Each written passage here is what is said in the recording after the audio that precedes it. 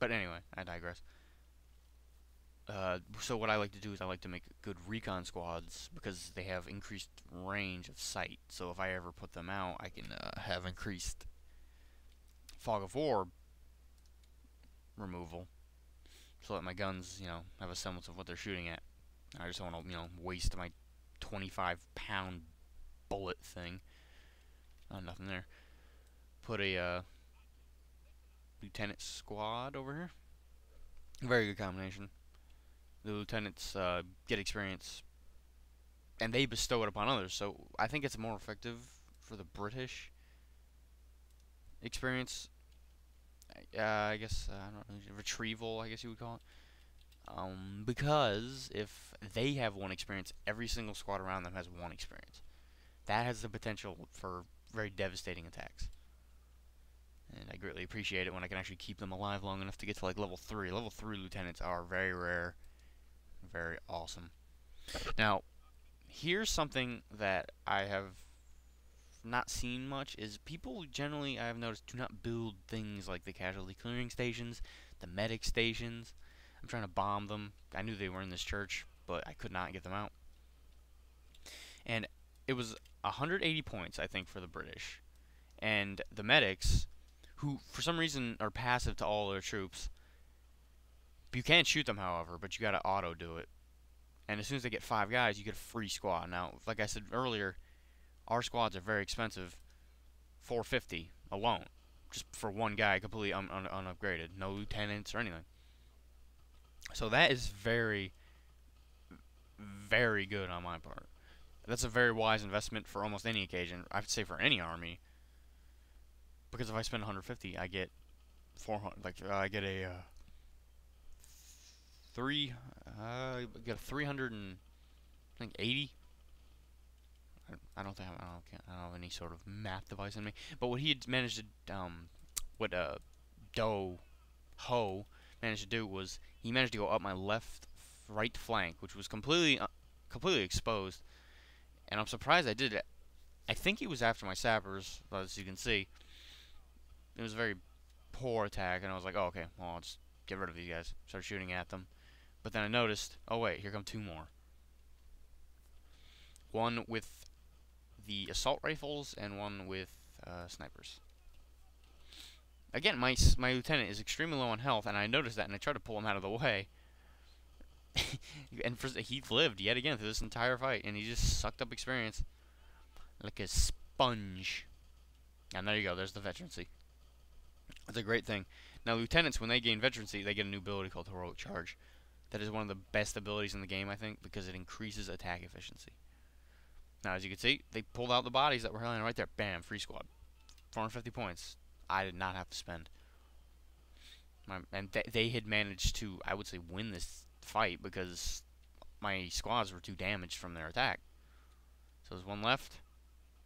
And oh, what's gonna happen? And he has a veterancy as well. The Panzer Elite veterancy I thought was kind of weird. Are we gonna get him? Yeah, he did. Now, these are my favorite, probably my favorite unit in the entire game. The 25-pounder gun howitzer. I think it is a glorious weapon that fires giant balls of destruction.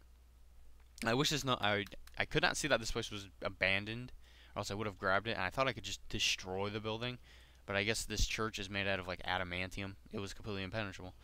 See, look at that, bam, direct hit. Didn't even move the health bar. But meh. My ally starting to push the line up a little bit. My squad right behind him, just in case he needs help.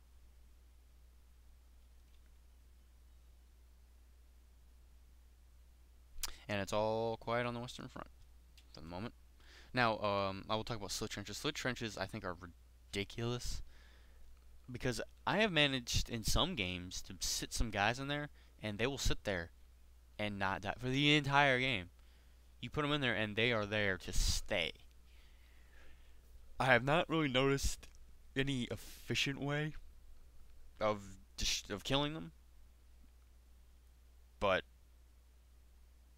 I really appreciate how strong they are. I do think they're a little overpowered, however, because they can pretty much hold an objective as long as they're sitting in that little hole, which you would think they would be a little bit more vulnerable. But yeah, they just stick in there and they do a great job. One other thing about the casualty healing stations is it can heal. They have a ring, and you got to spend 35 munitions to get a decent heal. Like, it's not like best heal. I don't think it puts you all the way back up to full health, but it's an alright heal. Scout car just chilling out here. I do believe the scout car had sat here for almost the entire game, which is kind of weird. Very useless.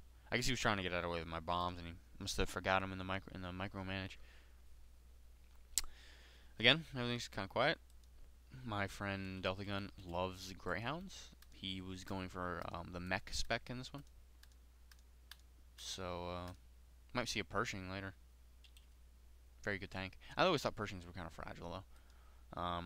Building a 17-pounder. 17-pounders I think are the best anti-tank gun in the game. However, they cannot move, obviously, which can create a problem.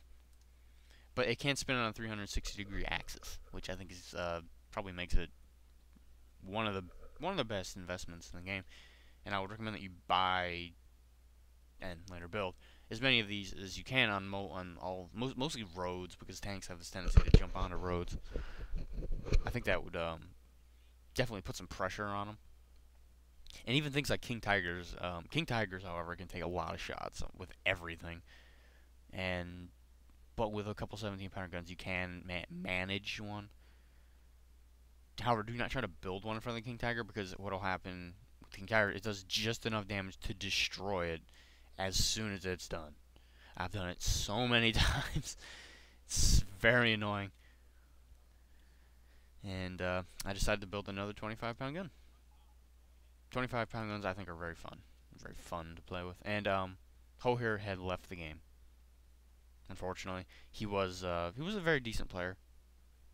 He just couldn't match up to British Steel, I guess. Got some more troops moving in. Tank busters, which are infamous for their Panzer Shreks. Which can pretty much Panzer Shreks, I think, are overpowered in this game because, or if not overpowered, I think they're too cheap. I think they need to make them more expensive, because I've noticed that some people will do that and just build millions of Panzer Shreks. And what they'll do is it'll kill everything. I cannot stand it. Flak Panzer here, making short work of my friend's Greyhounds. Oh, and we have a Panzer IV. There goes the Greyhound. Yeah, just here's a tip. Armored cars are no match for tanks, especially German ones. So he decided to make a anti-tank gun because he had seen this coming.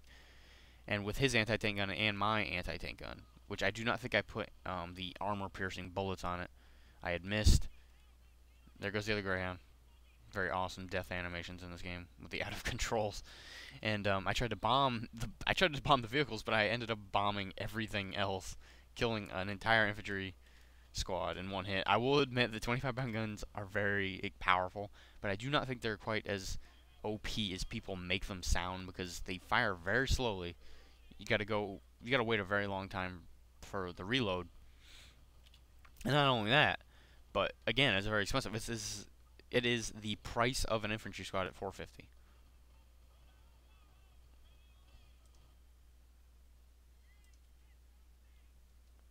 I was staring at this dumb church, and oh, there again, casualties. Managed to get another free squad.